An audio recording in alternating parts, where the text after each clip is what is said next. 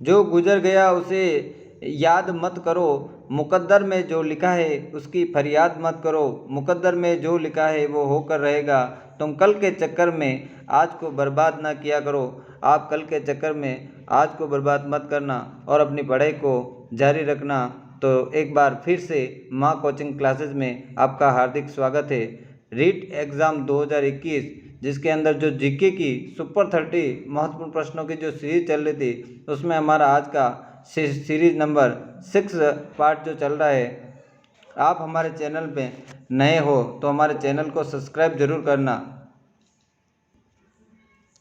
Comments करना, अधिक से अधिक बच्चों तक पहुंचाना, जिससे कि इसका लाभ सभी बच्चे प्राप्त कर सके। तो आज हमारा जो पहला क्वेश्चन है, तो पहला जो क्वेश्चन है, राज्य में emergency response support system pilot आधार किस आधार पर किन जिलों में प्रारंभ किया गया था? यानी अलवर भरतपुर धौलपुर करौली और अलवर दौसा। तो आपका इसका जो सही आंसर है वो हो जाएगा 1 नंबर अलवर और भरतपुर के अंदर। यानी आपात स्थिति में 112 जो नंबर डायल है, अगर आपातकालीन अगर स्थिति हो जाती है तो 112 नंबर डायल करके आप पुलिस की जो मोबाइल यूनिट है उसको वो घटनास्थल पर पहुंच जाती है। और इस योजना को राज्य सरकार के अंदर 2019 और 20 वाला जो बजट पास हुआ था उस बजट में इसकी घोषणा की थी। और ये जो है 2020 और 21 के बजट में इसको अलवर और सेकंड अपना है भरतपुर, यहाँ से चालू कर दिया गया है। नेक्स्ट क्वेश्चन आता है, निम्न को सुमेलित कीजिए। जाला एक तो राजवंश दे रखा है, एक दिया रखा है आपको रियासत। जाला सिरोही, खींची चौहान, गागरोन, देवड़ा चौहान, झालावाड़, सोनगढ़ा चौहान, जालौर। तो इसमें आपका जो झाला है, जो झाला जो राजवंश था वो उसकी जो रियासत थी वो है झालावाड़। खींची जो है वो है गागरोन। उसके बाद में देवड़ा चौहान जो थे वो सिरोही के थे और देन सोनगढ़ा चौहान के जो जालौर के माने जाते हैं। तो इसका जो सही आंसर है वो है सी। नेक्स्ट क्वेश्चन आपका आता है, राजस्थान का सबसे बड़ा क्षेत्रफल की दृष्टि से भौतिक विभाग कौन सा है? मध्यवर्ती अरावली पर्वतीय प्रदेश, उत्तरी पश्चिमी मरुस्थलीय भाग, पूर्वी मैदानी भाग और दक्षिणी पूर्वी पठारी भाग। तो आपका इसका जो सही आंसर है वो है 2 नंबर उत्तरी पश्चिमी मरुस्थलीय भाग। और उत्तरी पश्चिमी जो मरुस्थलीय भाग है अपने राज्य का लगभग 61% भाग है। 61% भाग के ऊपर उत्तरी पश्चिमी मरुस्थलीय भाग फैला हुआ है। और उसके बाद में जो 39% जो भाग बच रहा है उसके ऊपर बाकी के तीनों जो भौतिक विभाग हैं, भौतिक भाग फैले हुए हैं।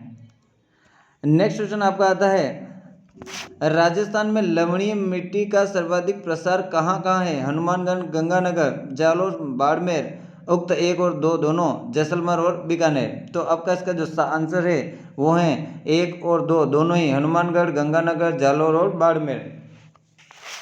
तो ये जो लवणीय मिट्टी जो पाई जाती है वो नहरी जहाँ क्षेत्र की सिंचाई होती है वहाँ पर अधिकता पाई जाती है। नहरी जो सिंचाई जहाँ पर हो रही है वहाँ पर ये अधिक रूप से पाई जाती है वहाँ के इलाकों में। और दूसरा ये जो पाया जाता है खारे पानी की जो झीलें होती है, खारे पानी की जो झीलें होती है उन झीलों के आसपास का जो क्षेत्र होता है वहाँ पर लवणीय मिट्टी ज़्यादा पाई जाती है। और ज़्यादा अगर लवणीय मिट्टी होती है तो मिट्टी भी अनउपजाऊ हो जाती है, ये भी आपको ध्यान रखना है। नेक्स्ट क्वेश्चन है, वर्ष 2020 में संपन्न पंचायत समिति जिला परिषद के चुनाव लड़ने हेतु प्रत्याशी के लिए कौन सी योग्यताएं जो आवश्यक रखी गई? 10वीं बात, घर में शौचालय हो तथा परिवार का कोई भी सदस्य खुले में शौच न करता हो। उसके बाद उसकी जो आयु है 21 वर्ष होनी चाहिए। उक्त क्षेत्र की मतदाता सूची में पंजीकृत होना चाहिए। तो आपका इसका जो सही आंसर है 5वें का वो है, इसमें दे रखा है ABCD चारों ही सही है। और उसके बाद में BCD, उसके बाद में ABC और उसके बाद में B और D। तो आपका इसका जो 5वें का जो सही आंसर है वो है 2 नंबर, वो 2 नंबर है BCD। मतलब A वाला जो है आपका गलत है और A वाला जो है आपका 10वीं पास होना चाहिए, ये आपको क्या कर बता रखा है, ये आपका गलत है। तो इसके बारे में मैं आपको बता दूं कि जो 11 फरवरी 2019 को, ध्यान रखना आप, 11 फरवरी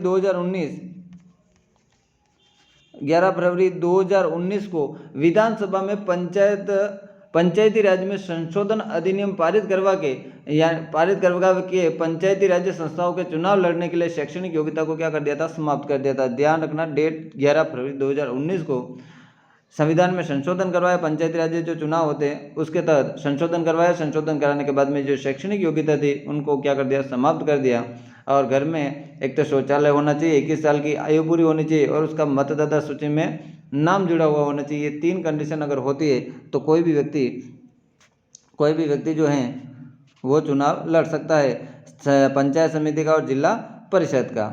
ओके, नेक्स्ट क्वेश्चन आपका आता है, एक राज्य के राज्यपाल के संदर्भ में निम्नलिखित कथनों में से सही कौन सा है? राज्य कार्यपालिका की समस्त शक्तियां इसमें निहित होती है। इसकी उम्र 35 वर्ष पूर्ण होनी चाहिए। यह अपने पद पर राष्ट्रपति के पद पर्यंत ही बने रह सकते हैं। इसकी बर्खास्तगी के कारण जो है संविधान के अनुच्छेद 158 में उल्लेखित हैं। ABCD और ABCD ये चारों ही सही है। तो इसमें आपका आंसर जो होगा वो है 2 नंबर A, B और C। पहला, राज्य की जो कार्यपालिका होगी उनकी समस्त शक्तियाँ इसके अंदर निहित होती है, राइट है। दूसरा आपका है इनकी उम्र 35 वर्ष पूर्ण होनी चाहिए, ये भी सही है। और तीसरा आपका आता है राष्ट्रपति के प्रसाद प्रयत्न यह रह सकता है। तो संविधान के अंदर तो राज्यपाल की जो अगर बर्खास्त की बात की जाती है तो संविधान में इसके बारे में कोई उल्लेख नहीं कर रखा है, लेकिन उसका जो पद बने रहना वो पूर्णतः राष्ट्रपति की इच्छा पर निर्भर रहता है, जो राष्ट्रपति की इच्छा पर निर्भर रहता है। और उसके बाद में एक धारा जो 158 बता रही है, अनुच्छेद, संविधान के अनुच्छेद 158 में राज्यपाल का पद जो होता है किस प्रकार का होता है कि उनकी जो शर्तें इसके अंदर बता रखी है। नेक्स्ट क्वेश्चन आपका आता है, निम्नलिखित पर विचार कीजिए और कथनों पर दिए गए कूटों से सही संबंध को आपको मिलाना है। राजस्थान के सभी मंत्री राजस्थान के राज्यपाल के प्रसाद प्रयत्न पद पर बने रहते हैं। राजस्थान की मंत्रिपरिषद में मुख्यमंत्री के अलावा मंत्रियों की कुल जो संख्या होती है राजस्थान विधानसभा के सदस्यों की कुल संख्या के 15% से अधिक नहीं होगी।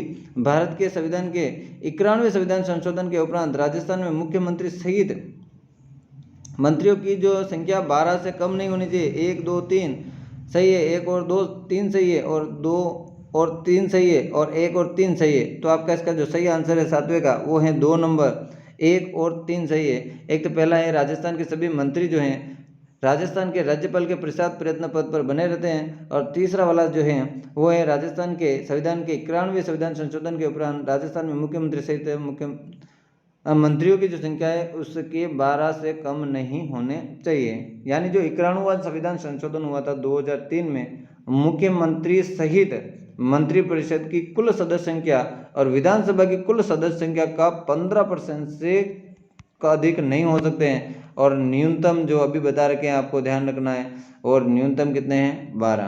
तो ये भी ध्यान रखना है, एक तो मंत्रिपरिषद की कुल सदस्य संख्या और विधानसभा की कुल जो सदस्य संख्या है उसके 15% से ज़्यादा नहीं होना चाहिए, और न्यूनतम कितने होने चाहिए, 12। ये भी आपको ध्यान रखना है। आपका नेक्स्ट क्वेश्चन आता है, राजस्थान राज्य मानवाधिकार आयोग का गठन मानवाधिकार संरक्षण अधिनियम 1993 की किस धारा के तहत किया गया था? धारा 21(1), धारा 17(2), धारा 20(2) और धारा 15(3) के अनुसार। तो 8वें का आपका जो सही आंसर है वो है 1 नंबर, धारा 21(1) के अनुसार। यानी सरकार 18 जनवरी 1999 को 18 जनवरी 1999 को इस आयोग की गठन की अधिसूचना जारी की थी। कौन सा आयोग? मानवाधिकार संरक्षण अधिनियम 1993 के तहत आपको राजस्थान राज्य मानवाधिकार आयोग गठन की बात की गई थी। ये भी आपको ध्यान रखना है। नेक्स्ट क्वेश्चन आता है, राज्य सूचना अधिकारी द्वारा समय पर सूचना उपलब्ध नहीं कराने पर उसके विरुद्ध अपील कहाँ की जाती है? मुख्य सूचना आयुक्त को, सूचना आयोग में लोक सूचना अधिकारी के वरिष्ठ अधिकारी को, और न्यायाधीश को। तो आपका इसका जो सही आंसर है वो है 3 नंबर, वो है लोक सूचना अधिकारी के वरिष्ठ अधिकारी को। सबसे पहले जो अपन जिससे सूचना मांगते हैं तो यदि लोक सूचना अधिकारी जो निर्धारित अवधि में ये जो सूचना कम से कम उनको एक तो देनी चाहिए, 30 दिन के भीतर देनी चाहिए। अगर कोई सूचना नहीं देता तो उसके जो वरिष्ठ अधिकारी है उसके समक्ष प्रस्तुत की जानी है। अगर वरिष्ठ अधिकारी जो हैं वो भी सूचना नहीं देता है तो अपन फिर उसकी राज्य सूचना आयोग में अपन अपील कर सकते हैं। ओके, ये भी आपको ध्यान रखना है। नेक्स्ट क्वेश्चन आपका आता है, संभागीय स्तर पर पुलिस प्रशासन की इकाई क्या कहलाती है? पुलिस अधीक्षक कार्यालय, पुलिस रेंज, वृत्त, DIG कार्यालय। तो आपका इसका जो सही आंसर है वो है 2 नंबर, पुलिस रेंज। इन्होंने बोला संभाग स्तर पर, तो मैं आपको बता दूं अगर संभाग स्तर की बात करें तो आपके होगी पुलिस रेंज। अगर संभाग स्तर की मैं बात कर रहा हूँ तो संभाग स्तर पे होंगे पुलिस रेंज, पुलिस रेंज, ठीक है। उसके बाद अगर मैं रेंज जो होगी संभाग स्तर पर होगी आपके पुलिस रेंज। रेंज को पुलिस जिलों में, रेंज जो होगी वो रेंज जो बढ़ती है वो पुलिस जिलों के अंदर बढ़ती है, और जिले जो बांटते हैं उसको वृत्तों में, और वृत्तों को जो बांटते हैं वो पुलिस थानों में विभाजित किया जाता है। ये ध्यान रखना, एक कॉन्सेप्ट चलता है आपका। सबसे पहले पुलिस रेंज, रेंज के बाद में पुलिस रेंज को बांटा जाता है पुलिस जिलों में, उसके बाद में जिलों को बांटा जाता है वो वृत्तों के अंदर, और वृत्तों को जो बांटा जाता है पुलिस थानों में, और कहीं कहीं के पुलिस चौकियाँ भी स्थापित की गई है। ये पूरा सिस्टम चलता है, इस सिस्टम को भी आपको ध्यान रखना है। ना पूछो कि मेरी मंजिल कहाँ है, ना पूछो कि मेरी मंजिल कहाँ है, अभी तो सफ़र का इरादा किया है, अभी तो सफ़र का इरादा किया है, ना हारूंगा हौसला उम्र भर, ना हारूंगा हौसला उम्र भर, ये मैंने किसी से नहीं खुद से एक वादा किया है। अगर आपको अपने लक्ष्य पाना है तो आप एक खुद से वादा किए, और जब खुद से एक वादा करो और जब तक लक्ष्य की प्राप्ति ना हो तब तक आप उस लक्ष्य को पूरा करने में अपनी जी जान लगा दो। इसके बाद आगे का जो नेक्स्ट क्वेश्चन देखते हैं, 12वीं सदी में अजमेर नगर की स्थापना किसके द्वारा की गई थी? अजय राज, अजय पाल, अनाजी और पृथ्वीराज चौहान। तो आपका इसका जो सही आंसर है वो है अजय राज के द्वारा। यानी 113 ईस्वी में सांबर के जो चौहान शासक थे, कहाँ के थे? सांबर चौहान, सांबर के जो चौहान शासक थे 1113 के अंदर 1113 ईस्वी में जो सांबर के जो चौहान माने जाते हैं वो उन्होंने उनके जो 1113 ईस्वी में सांबर के जो चौहान शासक हैं उन्होंने उन चौहान जो शासक अजय राज, चौहान जो शासक कौन थे? अजय राज ने अजमेर नगर को बसाया था और उन्हीं को उनकी राजधानी बनाया था। और इसके बाद में अजमेर ही चौहानों की प्रमुख राजधानी भी मानी जाती है। तो अजमेर, आपको क्वेश्चन पूछ ले कि कौन सा जो वंश है उसमें अजमेर जो है अजमेर को प्रमुख राजधानी मानते थे, तो कौन से वंश मानते थे? चौहान जो वंश थे वो। नेक्स्ट क्वेश्चन आपका आता है, निम्नलिखित में से कौन सा मंदिर जो है राजसमंद जिले में स्थित नहीं है? परशुराम महादेव का मंदिर, कुंतेश्वर महादेव का मंदिर, उसके बाद में भगवान स्वरूप नारायण जी का मंदिर। उक्त सभी, मतलब ये आपके तीनों ही सही है, ये तीनों ही राजसमंद जिले में स्थित है। पहला तो आपका है परशुराम महादेव मंदिर, ये जो खमनोर के पास, खमनोर के पास एक स्थान है, वहाँ पर बनास जो नदी उद्गम हो रही है वहाँ पर ये बना है। जो बनास जो नदी है, बनास नदी के उद्गम स्थल पर ये बना है परशुराम महादेव का मंदिर। दूसरा है कुंतेश्वर मंदिर।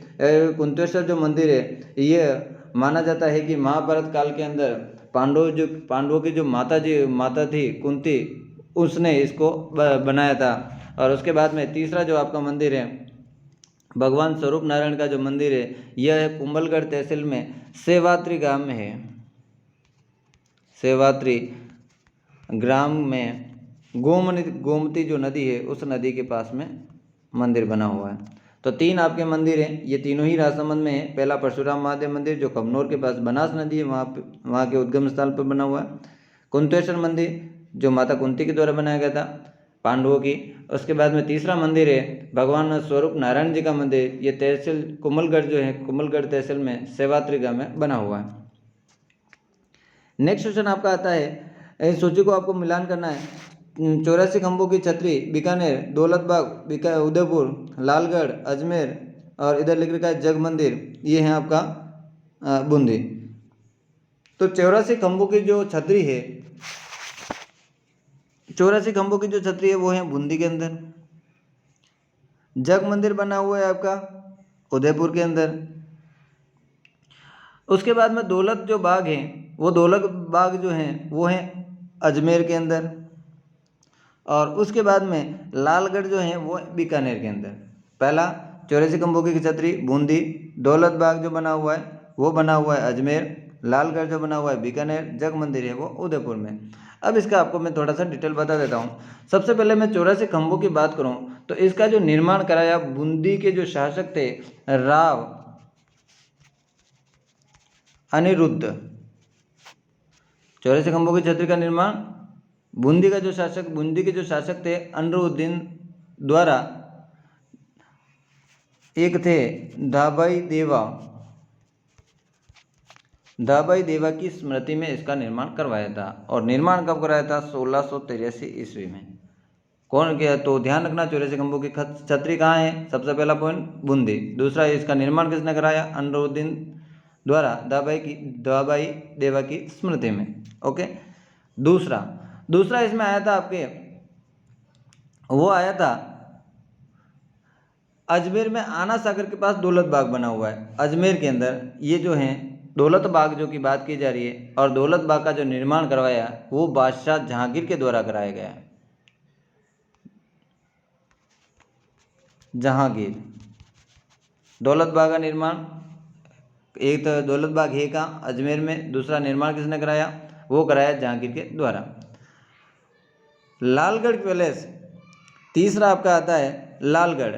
और लालगढ़ पैलेस जो था उसका निर्माण जो कराया वो कराया महाराजा गंगा सिंह के द्वारा। कौन थे? महाराजा गंगा सिंह। कहाँ के? बीकानेर के। तो लालगढ़ पैलेस का निर्माण बीकानेर महाराजा गंगा सिंह के द्वारा, उनके पिता जो लाल सिंह थे उनकी स्मृति में कराया था।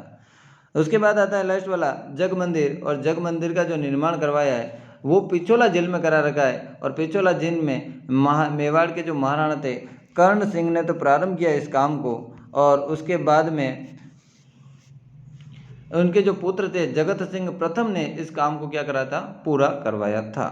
तो आपको चारों ही ध्यान रखना। जो 84 खंभों की जो छतरी है वो आपके हैं बूंदी के अंदर निर्माण कराया है। राजा जो थे, राजा कौन थे? अनिरुद्दीन द्वारा। दूसरा आपके बताया दौलत बाग जो है अजमेर के अंदर, अजमेर में निर्माण कराया जहांगीर के द्वारा। लालगढ़ पैलेस जो है वो है बीकानेर में। और उसके बाद में निर्माण कराया गंगा सिंह ने अपने पिताजी की स्मृति में, यानी लाल सिंह जी की स्मृति में करवाया। उसके बाद में एक लास्ट वाला जो है आपका जग मंदिर का निर्माण, तो एक तो ध्यान रखना कौन सी जेल में है? पिछोला जेल में। निर्माण प्रारंभ काम किसने किया था? महाराणा मेवाड़ के जो महाराणा थे कर्ण सिंह। और उसका काम पूरा किसने किया था? पुत्र थे जगत सिंह प्रथम ने इस काम को पूरा करवाया था। और पिछोला जेल में ही एक मंदिर और है, वो है जगत निवास महल। और उसका निर्माण महाराणा जगत सिंह द्वितीय ने 1764 में करवाया। ये भी आपको ध्यान रखना है।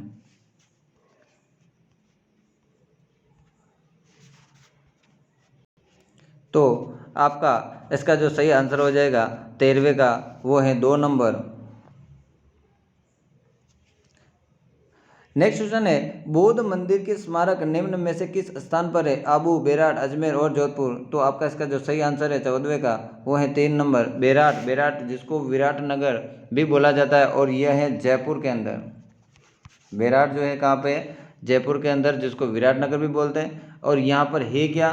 बाबरू की पहाड़ी और बिज्जक की पहाड़ी, 2 पहाड़ियाँ हैं, एक बाबरू की पहाड़ी एवं बिज्जक की पहाड़ी। इस जो पहाड़ी है इसमें मौर्य सम्राट जो अशोक के टाइम के समय बौद्ध स्तूप, मठ और बौद्ध मंदिर के अवशेष मिले हुए हैं। ये भी आपको ध्यान रखना है। नेक्स्ट क्वेश्चन आपका आता है उजियाना बुल क्या है? सफ़ेद चित्रित बेल, रेखा चित्रित बेल, सफ़ेद शेल चित्र पर बेलों की आकृति। तो आपका इसका जो सही आंसर है वो है 1 नंबर सफ़ेद चित्रित बेल। उजियाना जो है भीलवाड़ा में खुदाई की और वहाँ पर से मिली हुई बेलों की जो आकृति है वो है। तो ध्यान रखना ये इसकी जो खुदाई कहाँ पर हुई है वो हुई है भीलवाड़ा के अंदर उजियाना, और वहाँ से एक बेल सफ़ेद चित्रित बेलों की जो आकृति मिली है वही औजान्या बुल है। नेक्स्ट क्वेश्चन आपका आता है राजस्थान का वेलोर किसे कहा जाता है। बहुत अच्छा क्वेश्चन है। भैंसोड़गढ़ दुर्ग, कोटा का दुर्ग, शेरगढ़ दुर्ग, लोहागढ़ दुर्ग। तो आपका इसका जो सही आंसर है वो है 1 नंबर भैंसोड़गढ़ जो दुर्ग है उसी को राजस्थान का वेलोर कहा जाता है। और कर्नल जेम्स टोड ने इसको अभेद्य दुर्ग भी कहा है। भैंसोड़गढ़ को दुर्ग को क्या कहा, अभेद्य दुर्ग। किसने कहा, कर्नल जेम्स टोड ने। और चित्तौड़गढ़ जिले के भैंसोड़गढ़ वन्य जीव अभ्यारण्य में चंबल और बाफनी नदी के संगम पर यह दुर्ग बना हुआ है। कौन कौन सी नदियाँ, एक तो चंबल नदी और एक बाफनी नदी। कहाँ है, भैंसोड़गढ़ वन्य जीव अभ्यारण्य में। नेक्स्ट क्वेश्चन आपका आता है मेवाड़ के इतिहास में राजमहलों की प्रथम क्रांति किसे कहा गया है। महाराणा उदय सिंह की मृत्यु के बाद उसके द्वारा बनाए गए उत्तराधिकारी जगमाल सिंह के विरुद्ध जाकर प्रमुख सरदारों द्वारा सही उत्तराधिकारी महाराणा प्रताप को सिंहासन राज्य पर बिठाना।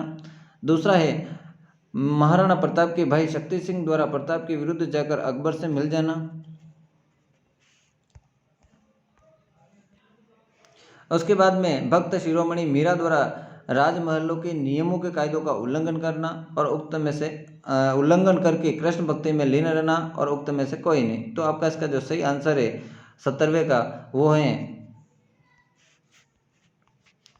वो है आपका 1 नंबर। ये है महाराणा उदय सिंह की मृत्यु के बाद में उसके द्वारा बनाए गए उत्तराधिकारी जगमाल सिंह के विरुद्ध जाकर प्रमुख सरदारों द्वारा सही उत्तराधिकारी महाराणा प्रताप को राज्य सिंहासन पर बिठाना। इसमें घटना ये हुई थी कि जो महाराणा उदय सिंह थे उनकी जो प्रिय रानी थी उनके प्रभाव में आकर उन्होंने अपना जो बड़ा बेटा था ये जो महाराणा प्रताप उनको उनका उत्तराधिकारी नहीं बनाया। उसके बाद में उसके जो छोटा पुत्र था जगमाल उसको उसका उत्तराधिकारी नियुक्त कर दिया। इसके बाद में जब महाराणा उदय सिंह की मृत्यु हुई और मृत्यु होते ही उन्होंने क्या किया था, जगमाल सिंह ने चित्तौड़ पर शासन पर अधिकार कर लिया। लेकिन महाराणा प्रताप के जो बड़े सरदार जो थे जैसे ही महाराणा उदय सिंह की क्रियाक्रम से लौटते ही गोगुंदा के अंदर 1 मार्च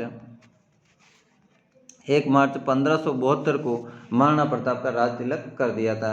ये घटना बहुत प्रथम क्रांति के रूप में मानी जाती है। नेक्स्ट क्वेश्चन आपका आता है जीज मोहम्मद शाही और जय सिंह कारिका नामक ज्योतिष ग्रंथों की रचना किसने की थी। मिर्जा राजा जय सिंह, पुंडरिक विट्ठल, महेश भट्ट, सवाई जय सिंह। तो आपका इसका जो सही आंसर है वो है सवाई जय सिंह के द्वारा। और जो सवाई जय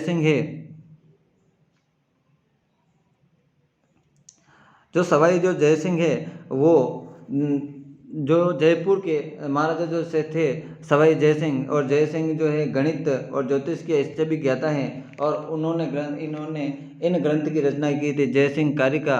और उसके बाद में जय सिंह कारिका, जीज मोहम्मद शाही इन ग्रंथों की रचना की थी। और इसके साथ से ही मैंने पहले भी आपको पिछले वाला जो वीडियो बताया था, जो सेशन बताया था, उसमें भी मैंने आपको इस जो महाराजा जय सिंह है उनके बारे में बताया था। उन्होंने सबसे बड़ी बात एक और काम किया था, उन्होंने जयपुर, अजमेर, बनारस, दिल्ली और मथुरा 5 जगहों पर उन्होंने वेधशाला यानी जंतर मंत्र की स्थापना की थी। और मैंने बताया था जयपुर जो वेधशाला है वो सबसे बड़ी वेधशाला बताई गई। नेक्स्ट क्वेश्चन आता है आपका रामानंदी संप्रदाय के संबंध में निम्न में से कौन सा कथन असत्य है। इस संप्रदाय के प्रवर्तक रामानंदी की भक्ति दास्य भाव की थी। वैष्णवी आंदोलन का उत्तरी भारत में प्रवर्तक मत रामानंदी संप्रदाय कहलाया। राजस्थान में इन संप्रदाय के प्रवर्तक संत कृष्णदास जी पयहारी थे। यह संप्रदाय राम स्नेही संप्रदाय से अद्भुत है। तो इसमें से कौन सा कथन जो है वो गलत है, तो वो आपका इसका आंसर है वो 4 नंबर। यह संप्रदाय राम स्नेही संप्रदाय से अद्भुत था, ये गलत है। दूसरे तीनों ही सही है। क्षमा परवाने को जलाना सिखाती है, क्षमा परवाने को जलाना सिखाती है। शाम सूरज को ढलना सिखाती है, क्षमा परवाने को जलना सिखाती है। शाम सूरज को ढलना सिखाती है। मुसाफिर को ठोकरों से होती है तकलीफें, लेकिन ठोकरें ही मुसाफिर को चलना सिखाती है। यानी जब तक आप कोई भी काम नहीं करोगे, आप कोई गलती नहीं करोगे, तो आपको उसका एहसास नहीं होगा। जब तक आप की ठोकर नहीं लगेगी तब तक आप किसी उस रास्ते पर चलना आप नहीं सीखोगे। इसलिए मेहनत करो, बहुत अच्छे से मेहनत करो, जिससे कि आपको सफलता अवश्य मिले। आपका नेक्स्ट क्वेश्चन आता है, भाद्रपद शुक्ला चतुर्थी को मनाए जाने वाले हिंदुओं के किस त्यौहार प्रसिद्ध त्यौहार में भगवान की प्रतिमा जल में विसर्जित करने की परंपरा रही है? गणेश जन्मोत्सव, मकर संक्रांति, शिवा चतुर्थी और कृष्ण जन्मोत्सव। तो आपका इसका सही आंसर है वो है आपका गणेश जन्मोत्सव। ये जो जन्मोत्सव है महाराष्ट्र के अंदर बड़ी धूमधाम के साथ मनाया जाता है और इसको चतरा चौथ भी कहते हैं। ये भी आपको ध्यान रखना, चतरा चौथ या जिसको गणेश चतुर्थी कहते हैं। आपका नेक्स्ट क्वेश्चन आता है, श्री रामदेव जी पशु मेला में मुख्यतः कौन से गौ नस्ल का क्रय विक्रय किया जाता है? नागौरी, मालवी, थारपारकर और कॉन्क्रेज। तो आपका इसका जो सही आंसर है वो है 1 नंबर नागौरी।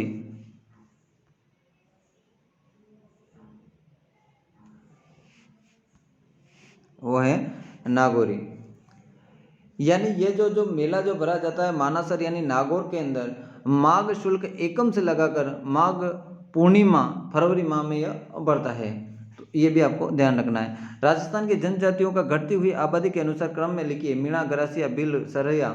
भील, मीणा, गरासिया, सहरिया। मीणा, भील, सहरिया, गरासिया। मीणा, भील, गरासिया और सहरिया। तो आपका इसका जो सही आंसर है वो है 4 नंबर मीणा। मीणा के बाद में भील, भील के बाद में गरासिया, गरासिया के बाद में सहरिया। नेक्स्ट क्वेश्चन है, आभूषण में लटकाई जाने वाली छोटी लड़ी को क्या कहते हैं? हाथुली, लौंग, लंबू, हांस। तो आपका इसका सही आंसर है आभूषण में लटकाई जाने वाली जो छोटी लड़ी होती है उसको क्या बोलते हैं? तो आपका इसका जो सही आंसर है लुम्ब। हाथुली जो पहना जाता है वो हाथ के अंदर पहना जाता है। उसके बाद में लौंग जो पहनते हैं वो नाक के अंदर पहनते हैं। और उसके बाद में जो हांस जो होती है जिसको हंसली भी कहा जाता है और हंसली जो पहनी जाती है वो गले के अंदर पहनी जाती है। ये भी आपको ध्यान रखना है। नेक्स्ट क्वेश्चन है, छोटी गज की सहायता से बजाए जाने वाले केर की लकड़ी से बने इस वाद्य में एक सिरा प्याले के आकार का होता है जिसमें 3 तार होते हैं। यह वाद्य यंत्र होता है चिकारा, गुजरी, सुरिंदा और दुकाको। तो आपका इसका जो सही आंसर है वो है 1 नंबर, वो है आपका चिकारा। नेक्स्ट क्वेश्चन आता है, किशनगढ़ शैली के विकास का स्वर्ण काल है? राजा सावंत काल का, राजा राज सिंह काल का।